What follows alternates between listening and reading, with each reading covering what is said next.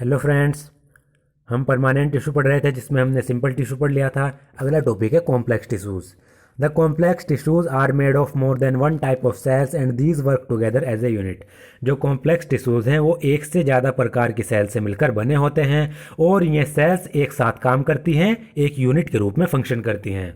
जैसे कि सपोज़ करिए कोई कॉम्प्लेक्स टिश्यूज़ है, इसमें ये अलग प्रकार की सेल है, ये अलग प्रकार की सेल है और ये अलग प्रकार की सेल्स हैं। लेकिन जब ये फंक्शन करेंगी सेल तो एक साथ फंक्शन करेंगी और एक यूनिट के रूप में फंक्शन करेंगी।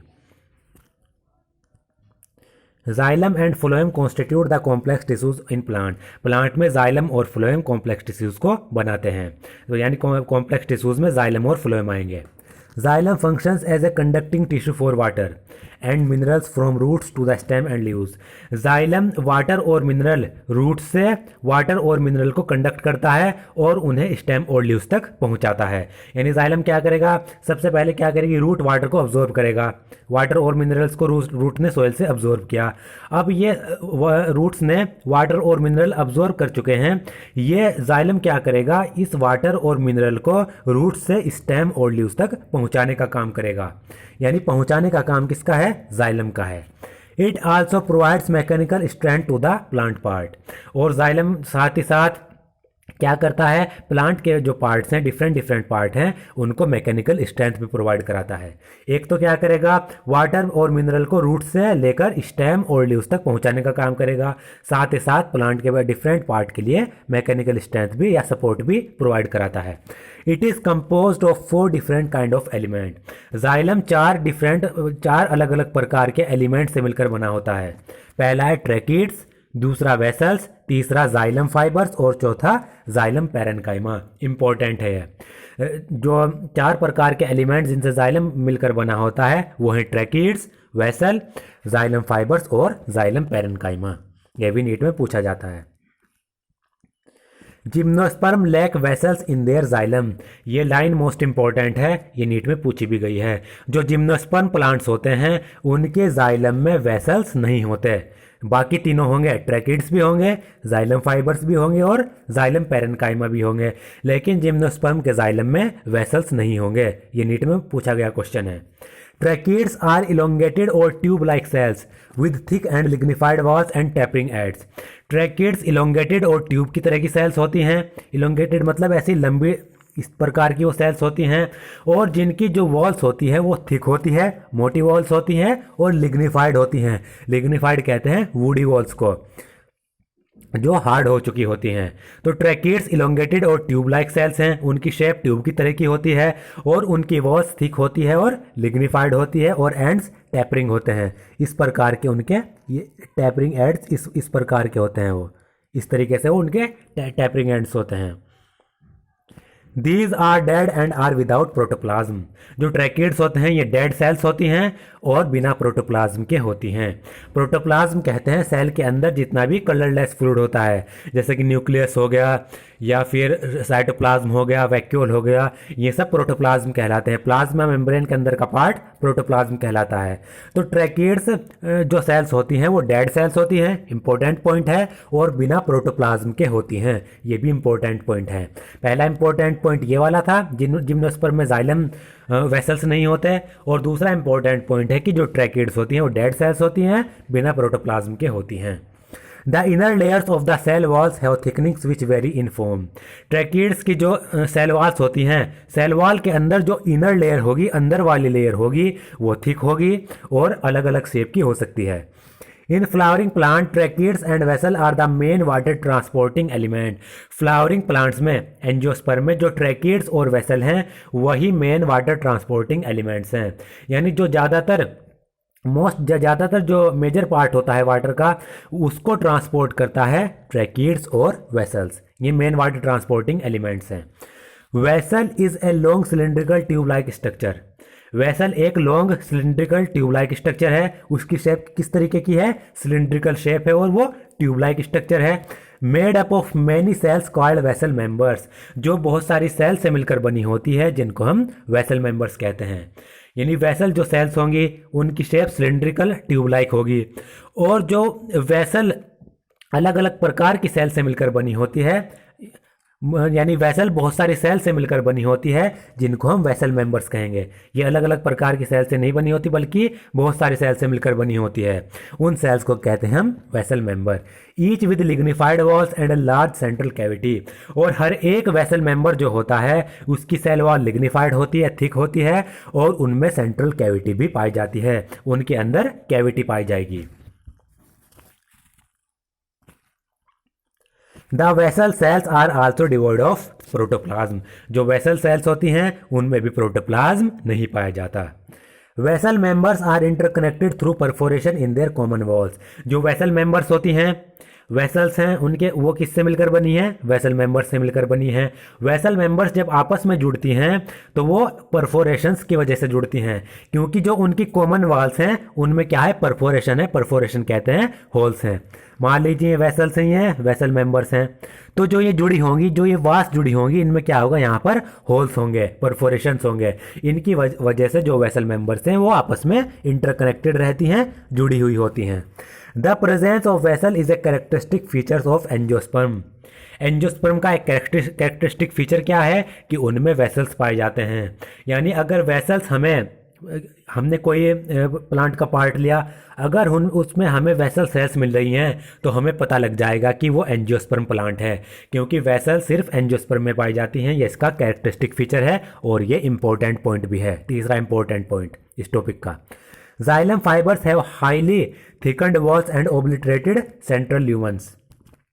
जो जाइलम फाइबर्स होते हैं वो भी उनकी भी जो उनकी जो वॉल्स होती हैं वो भी थिक होती हैं, और लेकिन इनका जो सेंट्रल ल्यूमन्स होता है वो ओब्लिटरेट होता है। ओब्लिटरेट कहते हैं कि वो डिसअपियर हो जाता है।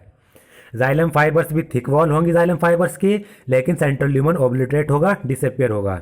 दीज में आइदर भी सेप्टेट और असेप्टेट। जाइलम फाइबर सेप्टेट भी हो सकते हैं और असेप्टेट भी हो सकते हैं, यानी इनके मिडल से कोई लाइन इन्हें डिवाइड भी कर सकती है और नहीं भी कर सकती। Xylem parenchyma cells are living and thin walled.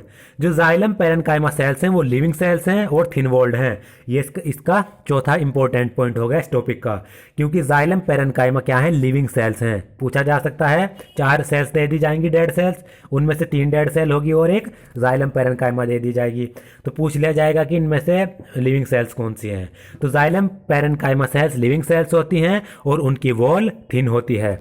And their cell walls are made up of cellulose, और इनकी सेल वॉल्स सेलुलोज से मिलकर बनी होती है। They store food material in the form of starch और fat and other substance like tannins.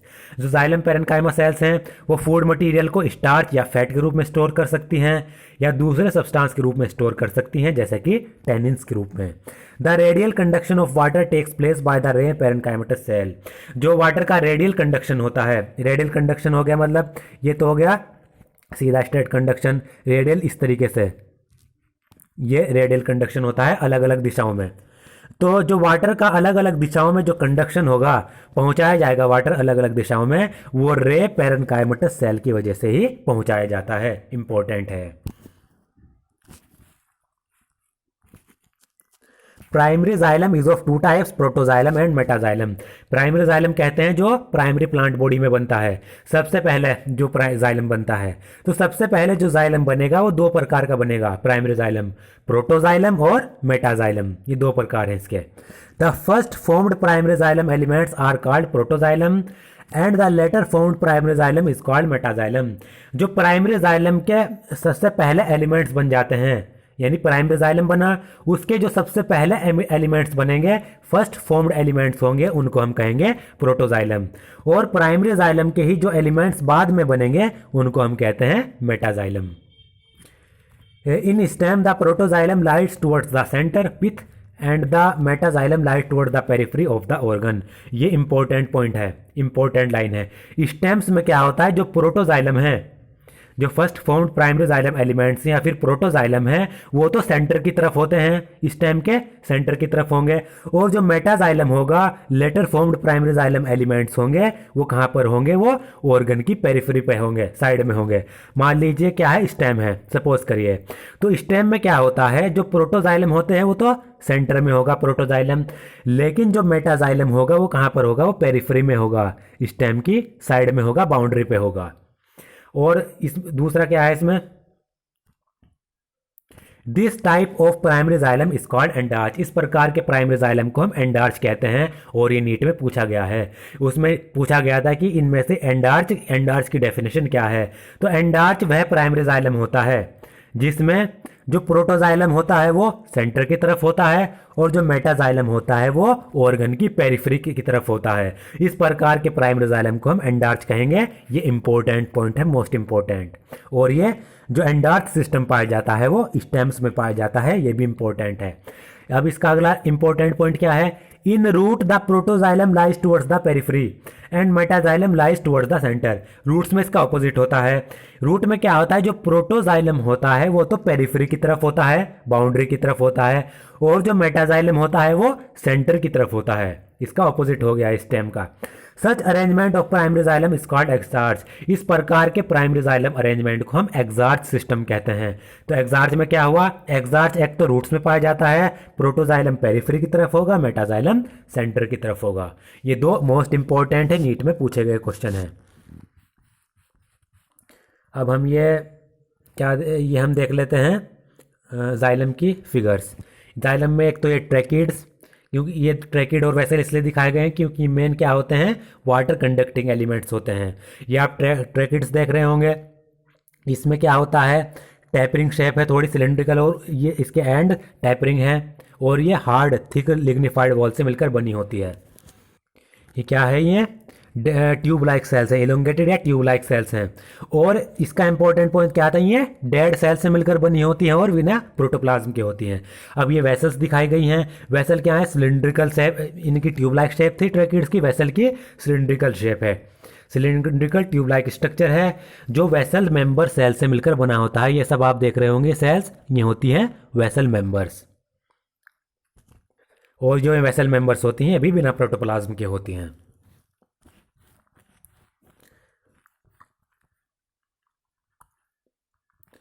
अब phloem. Phloem transport food material usually from leaves to other parts of the plant. Phloem food material को transport करने का काम करता है leaves से लेकर प्लांट के जो दूसरे पार्ट्स हैं, क्योंकि जो फोटोसिंथेसिस रिएक्शन होगी वो मेनली लीव्स में होगी। तो जो फूड मटेरियल्स बनते हैं वो लीव्स में बनते हैं, पत्तियों में बनते हैं। तो फ्लोएम क्या करेगा? जो लीव्स में फूड मटेरियल बन रहा है उसको लीव्स से लेकर जो प्लांट के जो दूसरे पार्ट्स हैं वहाँ तक पहुँचाने का काम करेगा, ट्रांसपोर्ट करने का काम करेगा। Phloem in angiosperm is composed of sieve tube elements, companion cell, phloem parenchyma। जो फ्लोएम होता है एंजियोस्पर्म में वो भी 4 प्रकार के एलिमेंट से मिलकर बना होता है। पहला है sieve tube element, companion cell, phloem parenchyma और phloem fibres. phloem fibres. Gymnosperm have albuminous cells and sieve cells. Gymnosperm में एल्ब्यूमिनस सेल्स पाई जाती हैं और सीव सेल्स पाई जाती हैं। एल्ब्यूमिनस सेल्स सीव सेल्स की क्या होती हैं? बिल्कुल उनसे अटैचमेंट में होती है, साइड में होती हैं। They lack sieve tubes and companion cells. जो जिम्नोस्पर्म होते हैं उनमें सीव ट्यूब्स सेल्स और कंपानियन सेल्स क्या होती हैं? अब्सेंट होती हैं। इंपॉर्टेंट है। जिम्नोस्पर्म में एल्ब्यूमिनस सेल और सीव सेल्स पाई जाएंगी, लेकिन जो सीव ट्यूब्स होती हैं और कंपानियन सेल्स होती हैं वो उनमें एब्सेंट होती है। Sieve tube elements are also long tube like structure arrange longitudinally and are associated with the companion cell. जो सीव ट्यूब एलिमेंट्स हैं वो लॉन्ग ट्यूब लाइक स्ट्रक्चर्स हैं जो फ्लोएम में लॉन्गिट्यूडनली अरेंज होती हैं। इस प्रकार से वो अरेंज होती हैं और वो कंपानियन सेल से एसोसिएटेड होती हैं, जुड़ी हुई होती हैं। सीव ट्यूब एलिमेंट्स क्या होंगे? कंपेनियन सेल से एसोसिएटेड होंगी, जुड़ी हुई होंगी। Their end walls are perforated in sieve like manner to form the sieve plates. जो सीव ट्यूब एलिमेंट्स की एंड वॉल्स होती हैं वो परफोरेटेड होते हैं, उनमें होल्स होते हैं ये सीव लाइक मैनर में। जैसे कि आपने छलनी देखी होगी, इस प्रकार से आपने छलनी देखी हो, छलनी में ये छोटे छोटे होल्स होते हैं। तो इस प्रकार से ही जो सीव ट्यूब एलिमेंट्स होती हैं जो उनकी वॉल्स होती है उनमें भी इसी प्रकार से होल्स होते हैं, परफोरेशन होता है, जिससे वो जिनको जो मिलकर बनाती हैं sieve plates. Sieve tube elements की एंड वॉल्स परफोरेटेड होंगी और वो सीव प्लेट्स बनाएंगी। A mature sieve element possesses a peripheral cytoplasm and large vacuole but lacks a nucleus. जो एक मैच्योर सीव एलिमेंट है, एक सीयू एलिमेंट है जो मैच्योर हो गई है, तो उसमें पेरिफेरल साइटोप्लाज्म पाया जाएगा, लार्ज वैक्यूल पाया जाएगा, लेकिन उसमें न्यूक्लियस नहीं पाया जाएगा। जो सीयू ट्यूब एलिमेंट की जो सेल्स हैं, सेल ही कहे हैं, तो उन सेल्स में क्या होगा, साइटोप्लाज्म पाया जाएगा, पेरिफेरी में बाउंड्री पर साइटोप्लाज्म पाया जाएगा, लार्ज वैक्यूल पाया जाएगा, लेकिन उसमें न्यूक्लियस अब्सेंट होगा। The function of sieve tubes are controlled by the nucleus of companion cell. जो सीयू ट्यूब एलिमेंट्स का जो फंक्शन होता है उसको कंपेनियन सेल्स के न्यूक्लियस क्या करते हैं, कंट्रोल करते हैं। क्योंकि सीयू ट्यूब एलिमेंट्स की जो सेल हैं उनमें अपना तो न्यूक्लियस नहीं है, अब्सेंट होता है, और जो ये सीयू ट्यूब एलिमेंट्स हैं क्या होती हैं, कंपेनियन सेल से एसोसिएटेड होती हैं, जुड़ी हुई होती हैं, तो इनका जो फंक्शन है वो भी कंपेनियन सेल्स का न्यूक्लियस ही कंट्रोल करता है। The companion cell are specialized parenchymatous cell which are closely associated with tube element। जो companion cells हैं वो स्पेशल parenchymatous cell हैं जो सीयू ट्यूब एलिमेंट से क्लोजली एसोसिएटेड होती हैं, जुड़ी हुई होती हैं। The sieve tube elements and companion cell are connected by pit field present between their common longitudinal walls। जो सीयू ट्यूब एलिमेंट्स हैं और कंपेनियन सेल्स हैं वो पिट फील्ड्स के द्वारा जुड़ी हुई होती हैं, और ये जो पिट फील्ड्स हैं या फिर जो पिट कहते हैं होल्स होल्स होता है, ये उनकी जो वॉल्स होती हैं, लॉन्गिट्यूडनल वॉल्स होती हैं, उनके बीच में ये होता है। मान लीजिए क्या है, ये हो गई सीयू ट्यूब एलिमेंट्स और इनसे जुड़ी हुई हैं कंपेनियन सेल्स, तो इनमें जो इनके बीच में क्या होते हैं, पिट फील्ड्स होते हैं। इस पिट फील्ड की मदद से ही ये आपस में जुड़ी हुई होती हैं। The companion cell help in maintaining the pressure gradient in sieve tubes. जो कंपेनियन सेल्स होती हैं वो सीयू ट्यूब्स में प्रेशर ग्रेडियंट को मेंटेन करने में मदद करती हैं। प्रेशर ग्रेडियंट कहते हैं कि पर यूनिट लेंथ में कितना प्रेशर होना चाहिए, जैसे ये यहाँ पर कितना प्रेशर हो, यहाँ पर कितना प्रेशर हो, तो इसको जो मेंटेन करता है वो सीयू ट्यूब्स में वो करते हैं कंपेनियन सेल्स।